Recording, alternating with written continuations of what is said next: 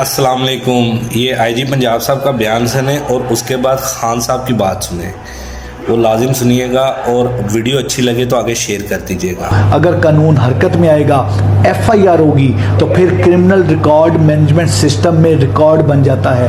Character certificate नहीं बन सकता, आप वीज़ा अप्लाई नहीं कर सकते। There are so many embargoes, there are so many restrictions, there are so many things जो नहीं हो सकती। तो मेरी रिक्वेस्ट होगी पेरेंट्स को, मेरी रिक्वेस्ट होगी तमाम को कि प्लीज़ इस चीज़ को इंश्योर करें।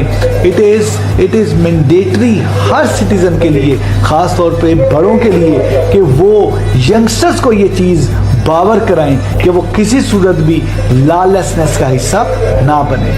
एक बुज़दिल आदमी वो होता है जिसमें ईमान नहीं होता। ईमान वाले की निशानी होती है उसकी कोई कीमत नहीं होती, उसके ज़मीर को कोई खरीद नहीं सकता, उसको कोई डरा नहीं सकता। नौजवानों, अल्लाह ने कुरान में